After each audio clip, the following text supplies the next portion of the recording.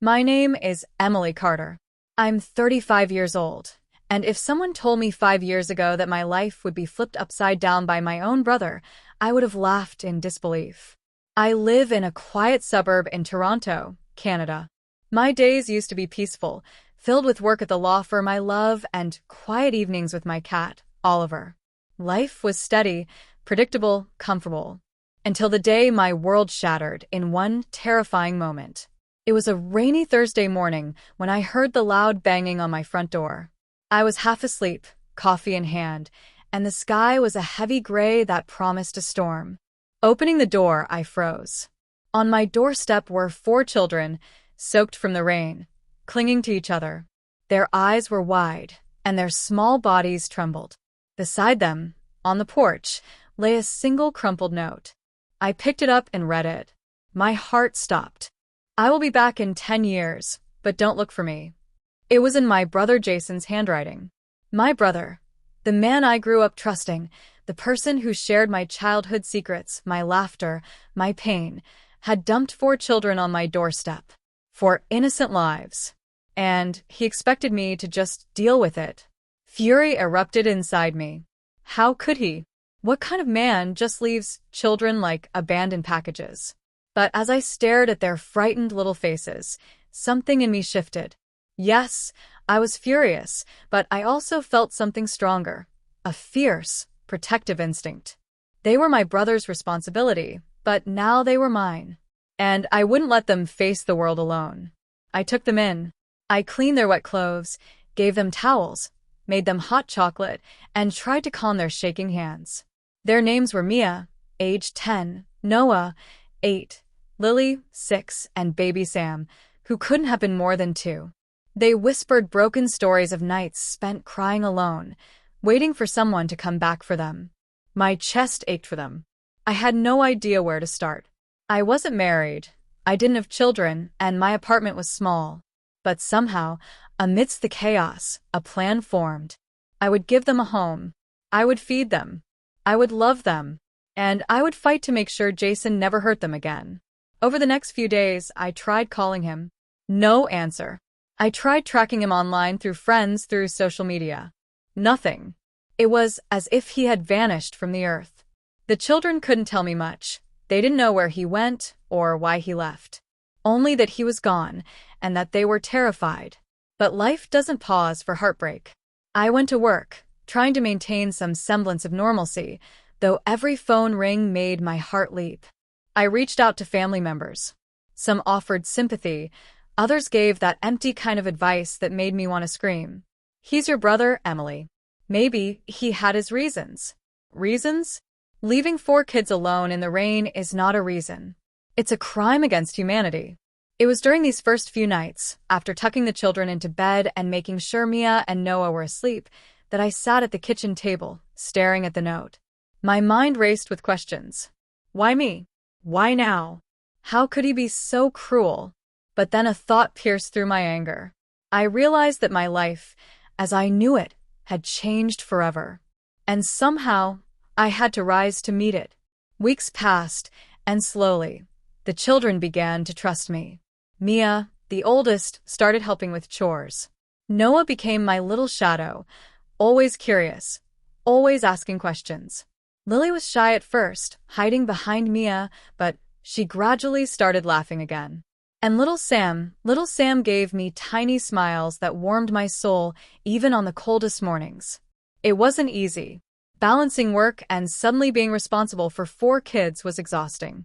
There were days I cried in the shower, overwhelmed by the weight of it all. But I never let them see that. I had to be strong for them because they had already been through enough. And somehow, in the chaos, I began to feel something I hadn't expected. A deep sense of purpose. Then, 3 years later, my life took a turn I never imagined. Through relentless digging and connections in my work, I uncovered evidence, mountains of it, about what Jason had been doing while leaving his children to fend for themselves. Evidence that was shocking, horrifying, and would change everything. Evidence that would, when presented in court, shatter the life of the man who had once been my brother. And it worked. One day, I watched as the courtroom fell silent. Jason's face went pale as the judge read the evidence I had collected. The children sat quietly, holding my hands. For a moment, justice was finally in the air, thick and undeniable. But then, something happened that I hadn't anticipated. Jason, the man who had abandoned his own blood, crawled to me on the cold floor of the courtroom, his hands reaching out like a desperate child. Tears streamed down his face as he whispered, broken and trembling, "Please give me a way to survive." My stomach dropped. My mind raced. Rage, fear, and disbelief collided inside me. This was the man who had abandoned 4 kids, left them to the mercy of a world that could have swallowed them whole. And now he was begging me. The courtroom seemed to hold its breath. Everyone waited. And I didn't know what to do next. Where would I go from here? How could I face him after everything he had done?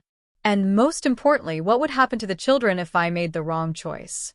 That moment, that single, heart-stopping moment, was just the beginning. But before I tell you how I got there, let me start from the very beginning.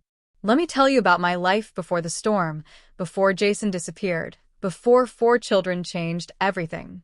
I want to know, where are you watching from right now? Canada? United States? I want you to picture yourself in my shoes as I tell you this story, because what happened next, it's going to test everything you think you know about family, kindness, and survival. I grew up in a small town outside Toronto, the middle child of 3 siblings. Jason, my older brother, had always been charming, confident, and reckless. Mom and Dad were loving but often busy with work, so Jason had a way of getting what he wanted, even if it meant bending the truth or taking advantage of someone's trust. I, on the other hand, had learned early that life didn't give you breaks, you had to earn them. I worked hard in school, helped at home, and dreamed of a life where I could make a difference. And for a long time, I believed that family was everything. That belief would be tested more brutally than I could have imagined. The first time I sensed something was wrong was when I noticed Jason's sudden disappearances. He would leave town for days, sometimes weeks, never giving a clear explanation. At the time, I thought he was just being Jason, carefree, irresponsible.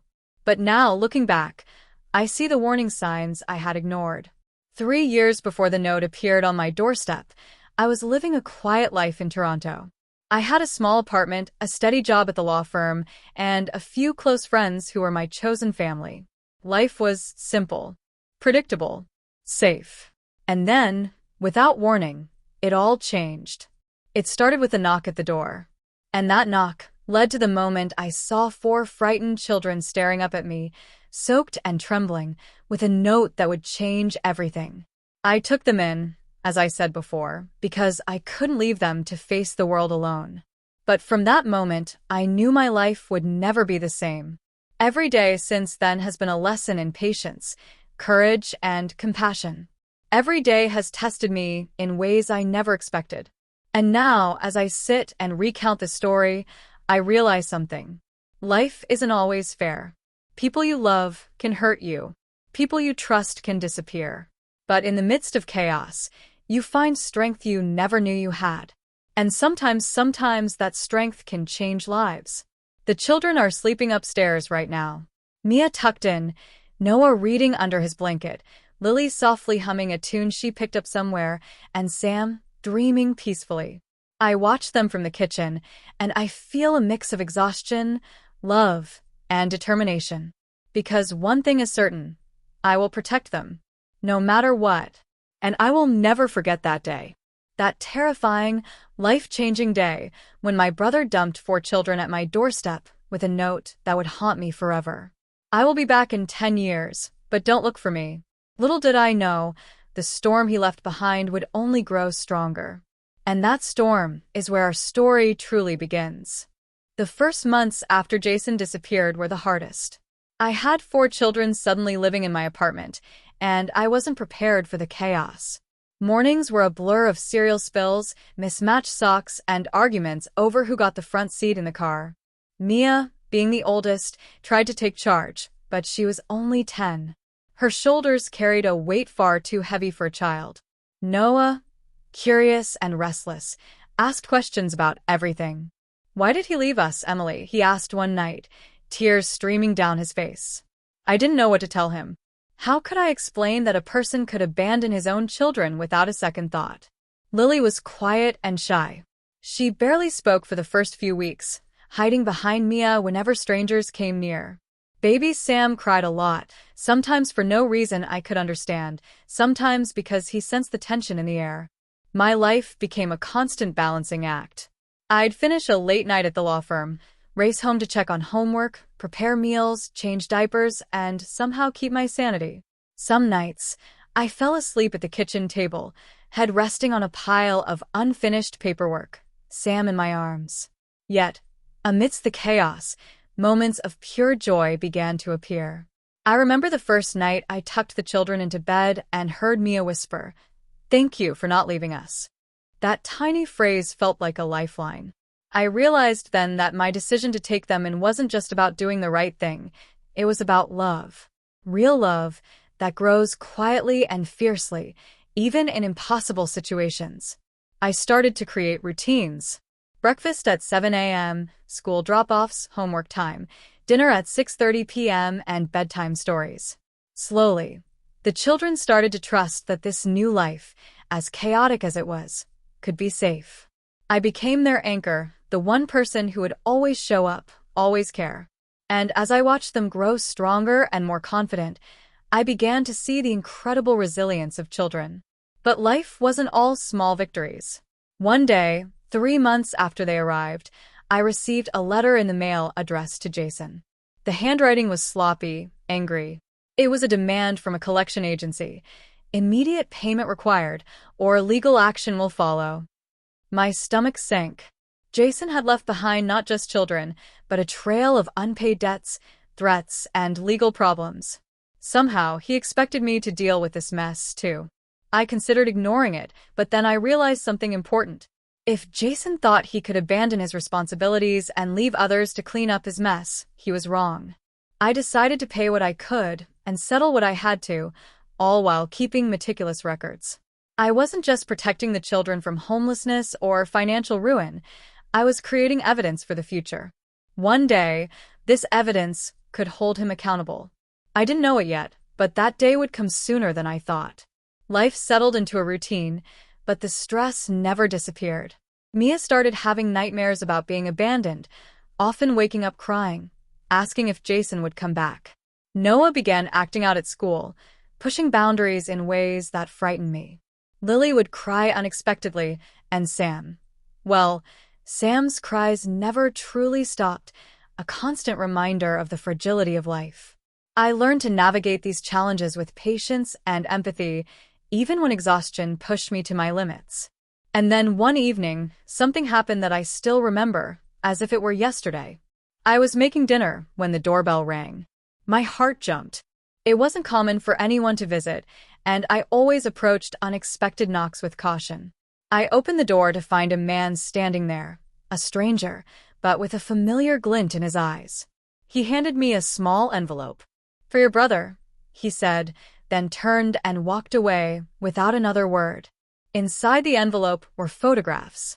Photos of Jason, smiling and happy at a house he didn't own, with people I didn't know, and signs of illegal activity I couldn't yet fully understand. My hands shook as I looked at them.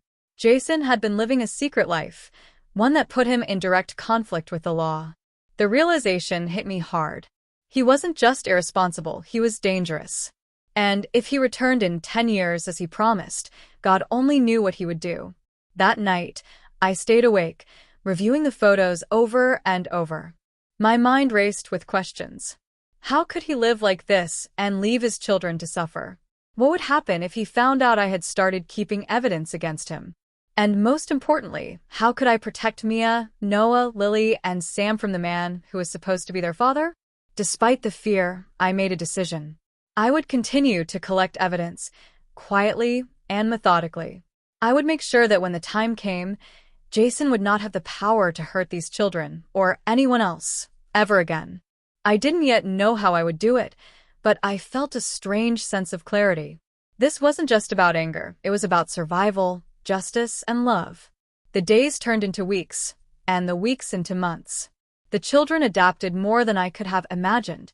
They laughed again, learned to trust, and even began to thrive in their new routines. But the shadow of Jason's abandonment hung over us like a storm cloud, always threatening, always waiting. Then one morning, 3 years after the children first appeared on my doorstep, my world tilted again. I received a call from my law firm. A man named Detective Harris asked to meet me urgently. My stomach sank. When I arrived at the station, he handed me a folder thick with documents, receipts, and photographs. Evidence. Every piece pointing to Jason's crimes over the past few years. Fraud, neglect, illegal financial dealings. He was more dangerous than I had imagined. And just as I was digesting the magnitude of this discovery, Detective Harris said something that made my blood run cold. He's coming back. We have reason to believe he's planning to return soon. My heart pounded. All the careful routines, all the protection I had built around these children, all the love I had poured into keeping them safe, now was threatened. Jason, the man who had abandoned them without a second thought, was coming back. I clenched my fists, my mind racing. I had fought so hard to protect these kids, and now the storm I had feared was about to hit. I looked at the folder in my hands, at the evidence I had painstakingly collected, and felt a strange mix of fear and determination. This was it, the moment I had unknowingly prepared for. And then the phone rang. The number was blocked. I answered.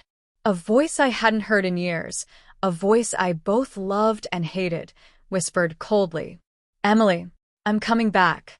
And this time, nothing will stop me." The storm had arrived. The moment Jason's voice echoed through the phone, my stomach dropped. I felt a cold, creeping dread, the kind that paralyzes you for a second before panic takes over. My hands shook as I gripped the receiver. He sounded calm, too calm. Like a predator who knows exactly what he wants and how to get it. I hung up, heart racing, and rushed to check on the children. Mia was coloring in her notebook, oblivious to the tension building in the apartment. Noah was playing with blocks, smiling, but I could see his unease. He was sensing that something was wrong. Lily was quietly putting Sam to sleep in the crib, humming softly. They were safe for now. But for how long? I knew I had to act fast. I spent the rest of the day calling my lawyer, contacting the police, and even reaching out to a private investigator I trusted. Every step was calculated. Every decision mattered. I realized that the life I had built with these children was about to be put to the ultimate test. The following week was tense. Every knock on the door made me jump. Every car driving slowly past my building made my heart pound. The children could sense the tension, even if they didn't fully understand it. Mia asked, her voice trembling, "Emily, is he coming to take us away?" I knelt down, holding her hands, and looked her in the eyes. "No, sweetheart. "I won't let him. Not ever," I said firmly, trying to believe it as much as I hoped they would. But deep down, I knew that words alone wouldn't be enough. Jason was dangerous, cunning, and unpredictable. I had seen glimpses of his manipulative nature in the past. If he truly returned, he wouldn't care about the law, about morality, about anyone. And he had nothing to lose. Then it happened. The extreme moment that would change everything. It was a Thursday evening. I had just finished making dinner, trying to keep the atmosphere light for the kids. Mia had made spaghetti, Noah was spilling sauce everywhere, and Lily and Sam were playing quietly. I was washing dishes when I heard a loud crash from the living room. My heart stopped. I ran in and froze. The front window was shattered. Glass littered the floor. Rain poured in from the broken window, drenching the carpet. Outside, in the dim streetlight, I could see a shadow moving. A man's silhouette, tall and familiar. Jason had returned. Panic surged through me, but I forced myself to think. I grabbed the children, ushering them into the bedroom, locking the door behind us. Sam cried loudly, his tiny body trembling, while Mia and Noah clung to me, wide-eyed and terrified. Lily held my hand, refusing to let go, whispering, "Emily, don't let him take us." I could hear footsteps inside the apartment now. Heavy, deliberate, menacing. Jason was inside. My mind raced. How had he found me so quickly? Had he been tracking me all along? I didn't have time to answer these questions. All I knew was that I had to protect the children, no matter what. I remembered the folder of evidence I had collected. It was in the study, not far from where Jason was prowling. If I could get it to the authorities, I might have a chance to stop him. But leaving the bedroom meant risking everything. Every instinct screamed at me to run, to fight, to hide. Then a voice, Jason's voice, cut through the room like ice. "Emily, I warned you. You can't hide from me." The fear in that single sentence was paralyzing. I clutched the children to me, trying to appear calm, but my mind was spinning. How had it come to this? How had a person I once loved become the greatest threat to everything I held dear? And then, just as I was formulating a plan to escape, I heard the most terrifying sound of all. Jason picking up the phone in the living room, dialing a number, his voice low and menacing. "Get ready. Emily has something I want and I will take it no matter what." The reality hit me like a punch to the chest. This wasn't just about the children anymore. He had a plan, and it involved not only me but my work, my home, everything I had built in these 3 years. I held the children closer, whispering that I loved them, that we were going to be okay. But deep down, I wasn't sure if that was true. Not yet. I had faced challenges before. I had stayed strong when life threw chaos at me. But nothing had prepared me for this. The man who had abandoned his children, the man I once trusted, was now in my home. And he wasn't leaving without a fight. Suddenly, a loud crash echoed from the kitchen. Jason was moving fast, breaking things as he searched for something. I realized with a sinking heart that he wasn't just angry. He was desperate, and desperate people were dangerous. The children huddled behind me, eyes wide with fear. Sam clung to my neck, Mia's hands were shaking, and Noah was whispering, "Emily, I'm scared." And in that moment, I made a decision. I couldn't run. I couldn't hide. I had to face him. I grabbed a flashlight and crept toward the living room, my heart pounding in my chest. Every step felt like walking on a tightrope over a bottomless pit. I peeked around the corner and froze. Jason was standing over the evidence folder I had so carefully collected, his hands poised to destroy it. His eyes locked on me, burning with fury and desperation. "Emily," he hissed, "give me that or you'll regret it." My hands trembled, but I stood my ground. "You don't get to hurt them, Jason. Not now. Not ever." And then he lunged. Jason lunged toward me, his eyes wild, his face twisted with anger and desperation. My heart raced faster than ever before. I grabbed the folder from the floor just in time, yanking it out of his reach. He stumbled, cursed, and glared at me with a look I had never seen before, a mix of rage and fear. "Emily, give it to me," he shouted, his voice cracking. "You don't understand what's at stake."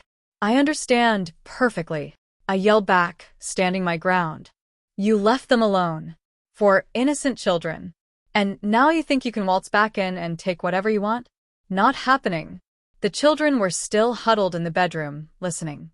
I could hear Mia's whisper, "Emily, be careful."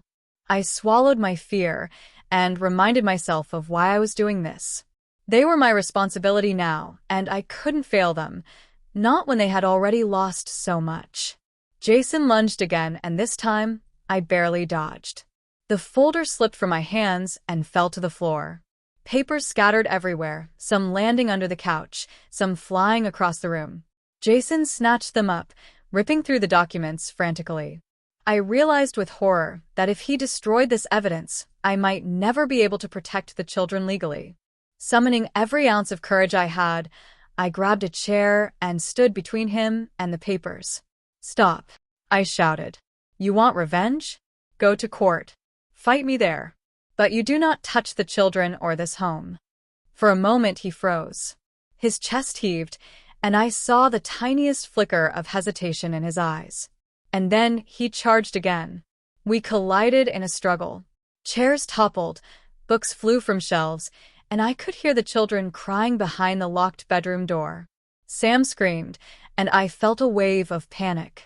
My hands were on Jason's shoulders, pushing, shoving, trying to keep him from reaching the papers. Then, the most terrifying sound of all, a loud crash from the kitchen as Jason threw a lamp to the ground. The glass shattered, raining shards across the floor. A piece flew dangerously close to the children's room. My heart stopped. I realized that this confrontation could end with someone getting seriously hurt, maybe even one of the children. In that moment, a strange clarity hit me. I couldn't let fear control me. I had to act not just for myself, but for the kids. I grabbed a heavy vase and held it in front of me like a shield. "Back off, Jason," I shouted, my voice stronger than I thought it could be. "This is your last warning." For a heartbeat, time seemed to stand still. Jason froze, his hands twitching, his eyes wild. I could see the internal battle raging in him, the man who wanted control versus the man who had been caught in his own lies and mistakes. Then, without warning, he did something I didn't expect. He screamed, a raw, guttural sound of frustration and fear, and kicked the papers across the room. The folder slid under the couch, partially torn, and Jason stumbled backward, panting heavily. I grabbed my phone and called 911, my hand shaking. "Please send someone quickly. My brother's here. He's dangerous," I whispered to the operator, glancing at the children's door. Within minutes, though it felt like hours, I heard the sound of sirens. Jason's face turned pale as he realized help was on the way. For the first time in years, he looked truly afraid. He backed toward the front door, muttering curses under his breath. The police arrived, and within moments, Jason was restrained. I watched as the man who had abandoned his children, the man who had terrified us for years, was led away in handcuffs. Relief washed over me, but it was mixed with exhaustion, fear, and a strange sense of disbelief. The children ran into my arms, crying and hugging me tightly. "Emily, you saved us," Mia whispered, her voice trembling. Noah clung to me, whispering, "I thought he would take us." Lily held Sam close, tears streaming down her cheeks. I held them all, my heart pounding. "I will always protect you," I whispered. "No one will ever hurt you again. I promise." That night, as I tucked the children into bed, I realized something important. We had survived the first storm, but the battle wasn't over. Jason had returned, yes, but he had been stopped. For now. And the evidence I had collected, though partially damaged, would be enough to ensure justice. Still, I couldn't shake the feeling that this was only the beginning. Jason was clever, and desperate people are dangerous. I knew he wouldn't give up easily, and somewhere deep down, I knew he was already planning his next move. As I lay awake that night, listening to the children's quiet breathing, I made a promise to myself. No matter what it took, I would be ready. I would protect them, fight for them, and make sure that the man who had abandoned his own family would never have power over them again. And somewhere in the shadows of my mind, I felt it. The storm was far from over. The next morning, I woke to a message on my phone. It was from an unknown number. "Emily, this isn't finished. You think you've won, but you have no idea what's coming. Be ready." I dropped the phone, my heart racing. The warning was clear. Jason had allies. He had plans. And the danger was far from over. I knew then that the fight for my family's survival had only just begun. The days after Jason's arrest were filled with both relief and unease. The children were safe for now, but I knew that wasn't the end. His phone call, the unknown number, the vague threats, everything told me that this storm wasn't over. I spent hours thinking, planning, and preparing. I had to be ready for whatever came next, not just for myself, but for Mia, Noah, Lily, and Sam. School returned to normal routines, but even the children's teachers noticed the subtle changes. Mia, once cheerful and outgoing, now flinched at loud noises. Noah, usually playful, had started writing in a journal, drawing angry pictures of a man he refused to name. Lily would sometimes wake in the middle of the night whispering, "He's coming back, isn't he?" And Sam, even at 2 years old, he seemed to sense tension, clutching at my shirt whenever strangers approached. I began installing security cameras around the apartment and updating the locks. Every small precaution felt like a lifeline. I didn't want to admit how terrified I was, but the truth was unavoidable. Jason had left chaos in his wake, and I had to protect these children from a man who didn't care, who got hurt along the way. One evening, while putting Sam to bed, Mia came into my room quietly. "Emily," she whispered, "do you think he'll come back again?" Her eyes were wide, filled with the fear of a child who has learned the world isn't safe. I knelt down and held her face in my hands. "Mia? I don't know," I said honestly. "But I promise, I will do everything in my power to keep you and your siblings safe. No matter what." Her tears slipped down her cheeks, and I hugged her tightly. "We're going to be okay," I whispered, even though my own heart was trembling. The next day, I received a call from the court. Jason's bail hearing had been scheduled. My stomach dropped. Even with the police involved, there was a chance he could get out. I knew then that I couldn't rely on the system alone. I needed to be proactive. I dug deeper into his past, contacting former colleagues, neighbors, and anyone who might have had dealings with him. Slowly, a picture emerged of a man who had been manipulating and hiding for years. He had left trails of debts, threats, and lies, each one carefully hidden. Then, one evening, the extreme event that would shake us all occurred. I was cooking dinner when I heard a pounding on the door. Not the polite knock of a visitor, but a violent, heavy pounding. My heart leapt into my throat. I dropped the spatula and ran to the door. Through the peephole, I saw a man I didn't recognize. His eyes were hard, his posture aggressive. I froze. Before I could react, he kicked the door. The wood splintered. I screamed, backing away, but the man forced his way inside. The children were in the living room. Mia froze. Noah started shouting. Lily clung to Sam. Fear gripped us all. I ran toward the intruder, grabbing a heavy lamp. "Get out!" I shouted, trying to sound braver than I felt. The man laughed, a cold, cruel sound. "Emily Carter," he said. "Jason sent me. He wants what's his. And you're going to make it easy." My blood ran cold. This was no longer just Jason. He had allies, people who would do his bidding, people who would stop at nothing. I realized then that the fight for the children's safety was much larger than I had anticipated. I held the lamp tightly, stepping between the man and the children. "You will not touch them," I shouted. "Leave now, or I swear I will call the police and make sure you regret it." He laughed again, more cruelly this time, and lunged toward me. I swung the lamp, connecting with his shoulder. He stumbled but didn't fall. My heart pounded as he advanced. I grabbed the children, ushering them toward the bedroom, locking the door behind us. We could hear him moving around the apartment, smashing objects, searching. Sam cried loudly, and I whispered in his ear, "It's okay, baby. Mommy's here. Mommy's not going anywhere." Minutes felt like hours. I called 911, and this time, I stayed on the line until the operator assured me help was on the way. The man continued to smash items, yelling threats I couldn't entirely understand. He seemed focused on something, probably the evidence folder I had collected. When the police finally arrived, they found the man trying to flee with papers in hand. They restrained him and took him away, but my relief was tempered with dread. Jason's reach extended further than I had imagined. His influence, his network, and his dangerous connections were a threat not just to me, but to the children. That night, as I held the children close, I realized something important. Fear could not control us. The children needed to feel safety, love, and strength. And I would give it to them, no matter the cost. I also knew one thing. This was only the beginning. Jason wasn't done. His allies had been sent, and he was learning, watching, planning.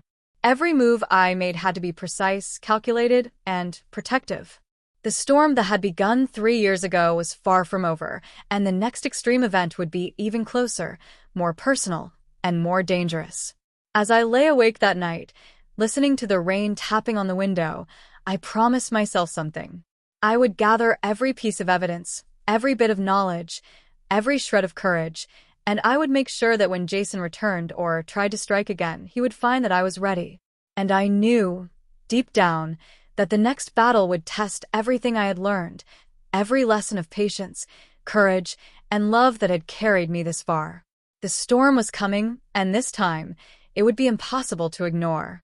The week after the intruder's attack was one of constant vigilance. I hardly slept, checking the locks and windows repeatedly, monitoring the security cameras at all hours. The children sensed my anxiety, and I knew I had to hide it from them, even though my heart felt like it might burst from fear and exhaustion. Mia asked every morning, "Emily, is he really gone?" I forced a reassuring smile and hugged her. "Yes, sweetheart. He's gone. We're safe." But deep down, I knew that was only partially true. Jason's allies had tested our defenses, and it was only a matter of time before he tried something even bolder. He had already shown that he wouldn't hesitate to break the law or the rules of decency to get what he wanted. I spent days at the law firm gathering more evidence, calling old contacts, and cross-checking financial records. Jason had left trails of fraudulent accounts, fake identities, and hidden bank transfers. He had assumed no one would dig deep enough to find them, but I did. Every piece I collected became another shield for the children. Then one day, the extreme event hit. It was a Tuesday afternoon. The children were at school, and I was at home, organizing files when the doorbell rang. I wasn't expecting anyone. A chill ran down my spine. Through the peephole, I saw a delivery man holding a package. But something was off. He was nervous, glancing around, fidgeting. I opened the door cautiously. "Can I help you?" He handed me the package without a word and left quickly. I closed the door and examined it. No return address. No note. Just a plain brown box. My hands shook as I opened it. Inside were pictures. Photos of the children, Mia, Noah, Lily, and Sam, taken outside the school, outside the park, even from the window of my apartment. There were dozens of them, each one detailed, showing my family's routines. A wave of terror hit me. Someone had been watching us, studying our lives. Jason, or someone working for him, knew our schedules, knew our habits, knew when the children were vulnerable. I sank to the floor, my chest tight. The message was clear. He was close. He was learning. And he would strike again. I called the police immediately and handed over the package. They promised extra patrols around the school and my neighborhood, but I knew it wouldn't be enough. Jason had grown clever. This was no longer a simple threat. This was an organized effort to intimidate and manipulate. That night, I sat with the children, trying to act normal. Mia noticed my tense expression and asked, "Emily, is he coming back?" I hugged them tightly, forcing a calm tone. No, sweetheart. "We're safe. Nothing is going to happen." But as I kissed them goodnight, my mind raced. I realized that my protective measures, the evidence, the security cameras, they were only part of the battle. The bigger battle was psychological, keeping the children safe from fear, from panic, from the terror that Jason had instilled. The following week, a less extreme event occurred, a small but important moment that reminded me why I was fighting. Mia came home from school and handed me a drawing she had made. It was of our family, me in the center, holding hands with the children. Noah had drawn himself and Sam smiling, with Lily waving. Mia had written at the top, "Emily is our hero." I felt tears prick my eyes. This small gesture of trust and love reminded me why I endured the sleepless nights, the constant fear, the endless stress. These children were my responsibility, my family, and I would fight with everything I had to protect them. But that sense of hope didn't last long. The extreme event hit again, that very weekend. It was early Sunday morning. I had just woken to the sound of a loud crash downstairs. My heart leaped into my throat. I ran toward the noise and saw that the front window had been smashed, again. Shards of glass sparkled on the floor. Footprints led from the window into the apartment. Someone was inside. I yelled for the children to hide in the bedroom and locked the door behind them. Sam clung to my shoulder, shaking with fear. "Mommy, he's here," he cried. I grabbed a kitchen knife for protection and crept toward the living room. There, in the dim morning light, I saw him. Not Jason, but another man, masked, rummaging through our living space, clearly looking for the evidence folder. I realized with a sickening clarity, Jason had sent someone else. He was testing me, seeing what I would do, seeing how far I would go to protect the children. "Stop," I shouted, my voice echoing through the apartment. "You will not touch them." The intruder froze, then lunged toward the folder I had hidden behind the couch. I swung the knife, not to harm, but to scare, and he stumbled back, crashing into the wall. I grabbed the folder and ran with it into the bedroom, locking the door behind me. The children were crying, trembling but alive. I held them close, my heart racing. Outside, I could hear sirens approaching. The intruder panicked and fled into the street, where police caught him moments later. That night, I sat with the children, exhausted but resolute. "We made it," I whispered. We survived. "And we're not going to let anyone hurt us again." I knew the battle wasn't over. Jason had allies, he had plans, and he was learning. But I also knew this. The more I fought, the stronger I became. The children were learning courage too. They were learning to trust me, to survive, to face danger together. And deep down, I realized something important. Kindness, love, and empathy were our weapons. We would not become bitter. We would not break. We would rise, together, no matter how dangerous the storm became. But as I looked out the window at the dark, rain-soaked street, I knew one thing for certain. The next extreme event would come closer, and this time, Jason himself would step back into our lives. It was a rainy Tuesday morning when I saw him. Jason, my brother, my childhood companion turned nightmare. I had prepared myself for this moment mentally, but nothing could have truly prepared me for the sight of him standing on my street, staring up at my apartment building with that same confident, dangerous look he always had. I gripped the evidence folder tightly and ran through every plan I had rehearsed in my head. Police had been informed of his presence, but I knew Jason was clever. He wouldn't be easily caught, and he would try to find a way in no matter the cost. The children were at school, which gave me a small window to act, but my gut told me this wouldn't be a simple confrontation. Jason had grown more ruthless over the years. He had nothing left to lose, and that made him unpredictable.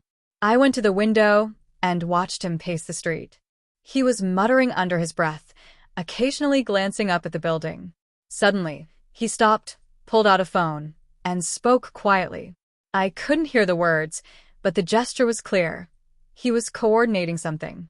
I felt a cold shiver run down my spine. Then the extreme event occurred. Jason forced the building's front door open. Security cameras? Disabled. Alarm systems? Cut off. The man had planned meticulously, and he was inside now. I felt my heart leap into my throat. This was no longer a threat from the shadows. He was here in the building, coming for me and for the children. I grabbed the evidence folder, my mind racing, and headed to the apartment. Every second counted. I unlocked the bedroom door, swept the children inside, and locked it behind us. "Stay here," I whispered urgently. "Do not open the door for anyone." Mia's eyes were wide with fear. "Emily, he's here? Really?" "Yes, sweetheart. He's here," I said firmly. "And I'm going to make sure he doesn't hurt any of us." I could hear Jason's footsteps in the hall, deliberate and slow, like a predator circling its prey. My hands shook, my pulse raced, but I forced myself to stay calm. I had prepared for this moment for years. I knew I had to be smart, strategic, and brave. I grabbed a kitchen knife for protection and slowly edged toward the living room. Jason was there, looking around, searching for something, most likely the folder. I stepped into the light. "Jason," I shouted, trying to keep my voice strong. "Stop. You are not taking them. You are not touching anything." He turned, his eyes narrowing as he took in my stance, the knife in my hand, the determination in my eyes. "Emily," he said, almost softly, but with an underlying menace. "You have no idea what you're dealing with. I will get what's mine, and nothing you do will stop me." I realized then that talking would not stop him. This confrontation would come down to action, and I needed to think fast. I remembered the small emergency exit in the back of the apartment. If I could get the children there, I could buy myself some time. "Stay here," I yelled. "Do not come out until I say." I scooped Sam into my arms and grabbed Mia, Noah, and Lily by the hands. We moved quickly and quietly toward the emergency exit. I could hear Jason's heavy footsteps behind us, his voice echoing, shouting threats and promises of revenge. We reached the stairwell, and I started moving down the steps. The rain outside made the metal stairs slick, but I didn't slow down. I had to get them to safety. I glanced back once and saw Jason at the apartment door, raging, smashing furniture, but not following. For now. We reached the street and ran into the rain. I had called the police ahead of time, giving them the exact route I would take with the children. As we turned the corner, I saw flashing lights in the distance. Relief washed over me. Help was on the way. We ducked behind a parked car, hearts pounding. The children clung to me, shaking but alive. "We're safe now," I whispered, though my own body was trembling. And then, from the shadows, I heard Jason's voice again, calm and menacing. "Emily, you can run, but you cannot hide. I will find you. I promise you that." That night, we huddled together in a safe house provided by the authorities. The children were exhausted, frightened, but alive. I held them close, whispering reassurances, but inside I knew the fight was far from over. Jason had returned. He had tested us, and he had sent a clear message. He would not give up. As I lay awake, staring at the ceiling, I realized something important. This was no longer just about protecting the children from him physically. It was about protecting them from fear, from trauma, from the scars of a father who had abandoned them. And I had to be stronger, smarter, and braver than ever before. Because the next time Jason made a move, it wouldn't just be a threat. It could change everything. And deep down, I knew it was coming sooner than I wanted. The days after Jason's direct return were tense beyond belief. Every sound outside made me flinch. Every car driving slowly past the safe house made my stomach churn. The children, though resilient, were showing signs of stress. Mia had started sleeping with the lights on. Noah refused to leave my side. Lily kept asking questions about why their father hated us. And Sam, well, Sam's little cries seemed louder, sharper, almost as if he could sense the danger around us. I knew that hiding wasn't enough. Jason wasn't a man who would give up or be stopped by fear. He was clever, persistent, and now more dangerous than ever. I realized I had to go on the offensive. I spent long hours with my lawyer, reviewing every piece of evidence I had collected over the past 3 years. Bank statements, photos, videos, letters, everything Jason had left behind. If we could present this properly in court, we could not only protect the children but also ensure that he could never harm us again. Then, the extreme event occurred, something that pushed us to the edge of fear and desperation. It was late one evening when I was checking the children before bed. I heard a loud bang outside the safe house. At first, I thought it was the wind, but then I saw the shadow of a figure moving quickly past the window. I grabbed the children and pulled them into the bathroom, locking the door. My hands were shaking, but I had to stay calm. Through the tiny window, I saw him, Jason. He was holding something, and I realized with horror that it was a brick. He hurled it through the front window, shattering the glass. The noise was deafening. I covered the children's ears and whispered, "It's okay. I'm right here. We're safe." But we weren't safe. Not yet. Jason was escalating, testing our boundaries, trying to instill terror. This wasn't about reclaiming what he lost. This was about control. The police arrived quickly, but Jason had vanished into the night. He had planned this perfectly, just enough to scare us, but not enough to get caught immediately. I knew then that the fight wasn't just about law enforcement. I had to be smarter, more strategic, and relentless. The next day, a less extreme event reminded me why I was fighting. Mia and Noah went back to school for the first time in a week. They returned with stories of how their classmates had asked about their father and how they had proudly said, "He doesn't live with us anymore." Seeing their small victories, their courage, reminded me that we were stronger than fear. But there was no time to rest. That evening, a more extreme event hit, one that left me shaken to my core. I had been reviewing documents for the upcoming court case when the phone rang. The caller ID was blocked. My heart skipped a beat. Emily, a cold voice whispered. You think you can hide forever? I'm watching. I know where you are. And soon, I will be there. All of you. I slammed the phone down, trembling. The voice was unmistakable. It was Jason. Not his ally, not a minion, not someone else, but him. He had found a way to reach me, despite the precautions. I realized then that the fight was no longer just about protection.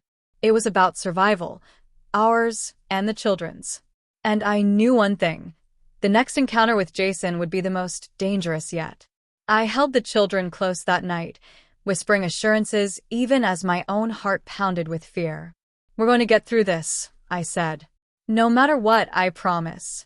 You will never be alone. As I watched them sleep, I felt a strange mix of exhaustion and determination. The storm had grown larger than I could have imagined, but so had my resolve. Jason might be clever, ruthless, and desperate, but I was resourceful, determined, and fueled by love. I didn't know when he would strike next, but I knew one thing. When he did, I would be ready.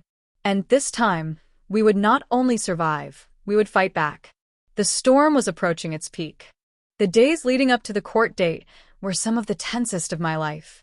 Jason had escalated his threats, his presence, and his attempts to intimidate me. Every day felt like walking on a tightrope over a pit of fire.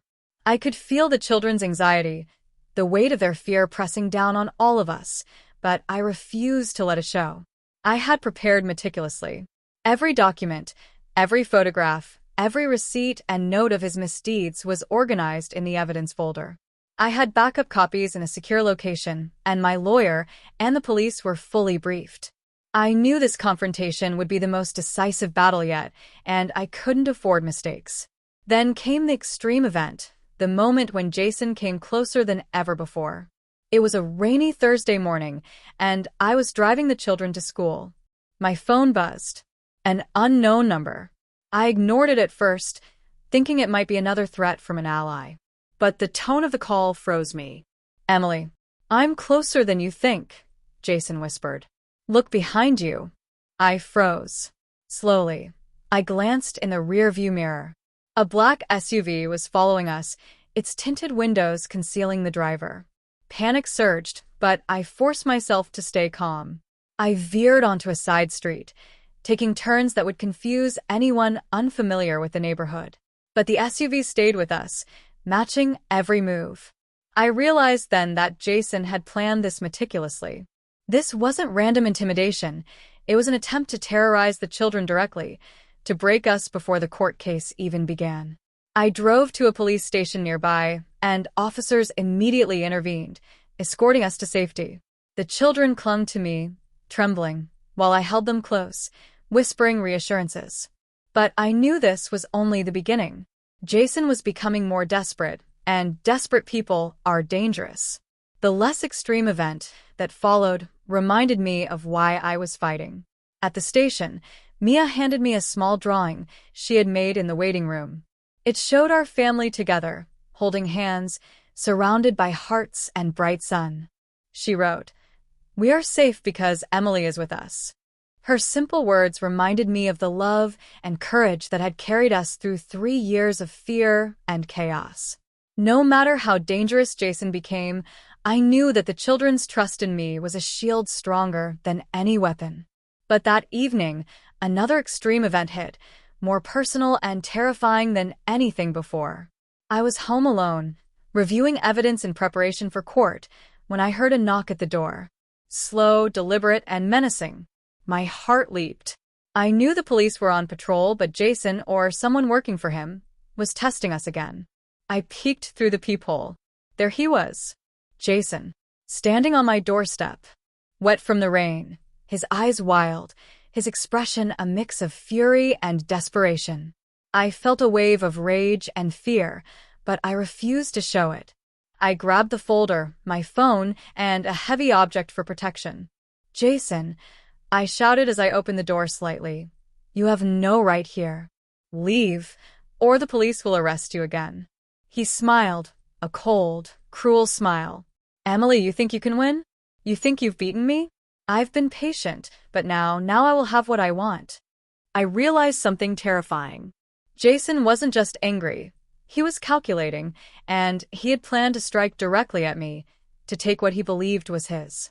I held the folder tightly.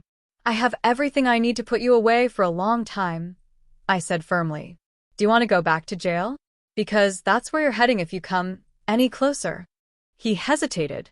For the first time in years, I saw the smallest flicker of fear in his eyes. But it didn't last.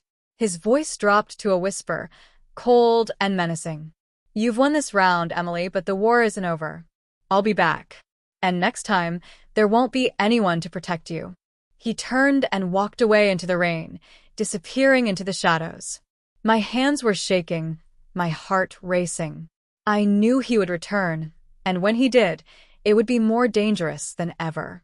That night, I gathered the children close, whispering to them that everything would be okay. "I promise you," I said, "no one will hurt you. We will get through this together." And in that moment, I realized something profound. Love, empathy, and courage were stronger than fear. They were our shield, our weapon, and our guiding light. No matter what Jason tried next, I would be ready. But I also knew the final confrontation was coming. The evidence, the court case, the truth, it would all collide. And when it did, Jason's life, and ours, would change forever. The storm was approaching its peak. The day of the court hearing arrived, heavy with tension and anticipation. I woke early, the children safe with a trusted family friend, and I sat alone in my apartment, clutching the evidence folder. Every document, every photograph, every note of Jason's misdeeds had led to this moment. For 3 years, I had fought fear, intimidation, and chaos to protect these children, and now, the battle would finally be decided. I arrived at the courthouse, my heart pounding. Lawyers, police officers, and court staff moved around me, but all I could focus on was the door through which Jason would enter. I could feel the weight of the past 3 years pressing on me. Every memory of fear and uncertainty, every sleepless night, every tear shed by the children. When the courtroom doors opened, Jason walked in. He looked different, older, exhausted, but still dangerous. He scanned the room, his eyes locking on me. There was a brief moment where it seemed like he might approach me, but the bailiffs were ready. He was restrained, his presence powerful but controlled. The judge called the court to order, and my lawyer began presenting the evidence. Each document, each photo, each record told the story of a man who had abandoned his children, left them vulnerable, and tried to intimidate those who protected them. Jason's attempts to manipulate and control were laid bare for everyone to see. I watched as his smug expression faltered, then disappeared entirely, replaced with desperation. He realized that this time, he couldn't threaten, manipulate, or scare anyone. The truth was now undeniable. Then the extreme moment, the verdict. The judge's voice rang out. Based on the evidence presented, Jason Carter is found guilty of child abandonment, intimidation, and multiple instances of unlawful harassment. He will serve a sentence sufficient to ensure the safety and well-being of his children. Relief washed over me like a tidal wave. 3 years of fear, struggle, and sleepless nights had led to this moment. The children would be safe. The man who had tried to control and terrorize us would finally face justice. After the court adjourned, Jason was escorted out. I watched him go, his head down, shoulders slumped. For the first time, I saw not the dangerous man who had haunted us, but someone broken, defeated, and powerless. I left the courthouse and immediately called the children. "The case is over," I said, my voice trembling with relief. "You're safe now. No one will hurt you ever again." Mia's voice was soft, almost in disbelief. "Really, Emily? Really?" "Yes," I said, tears streaming down my face. "Really? We did it. Together." That night, I returned home and held the children close. We cried together, laughed together, and for the first time in years, we felt a sense of peace. The battle was over, but the lessons remained. Courage, love, and empathy could overcome fear, and protecting those you love was worth every sacrifice. Weeks later, Jason returned, this time to the front of the courthouse, kneeling, humiliated and defeated. He looked up at me, eyes pleading. Please give me a way to survive. I don't know what to do. I looked down at him, calm and resolute. The man who had once terrified us was now powerless. I could have crushed him completely, but I chose another path. Survive by living differently, I said firmly. By facing the consequences of your actions. By understanding the pain you've caused and never repeating it. That's your only way to survive now. He nodded, defeated, and for the first time, I saw remorse in his eyes. Not enough to erase the past, but enough to know that justice had been served. In the following months, life slowly returned to normal. The children flourished, their laughter filling the apartment once more. Mia became braver, Noah more confident, Lily more trusting, and Sam finally carefree. I realized that despite the chaos, despite the fear and danger, we had built something unbreakable, a family bound by love, courage, and resilience. Looking back on those 3 years, I understood something profound. Life will throw storms at you, unexpected, cruel, and frightening storms, but with kindness, empathy, and courage, even the most terrifying situations can be overcome. And sometimes, protecting those you love is not just about fighting the storm, it's about teaching others to stand strong beside you. Jason would serve his sentence. The children were safe. and I had found strength I didn't know existed, a power that came from love and determination. We were free, and for the first time in a long time, I felt peace.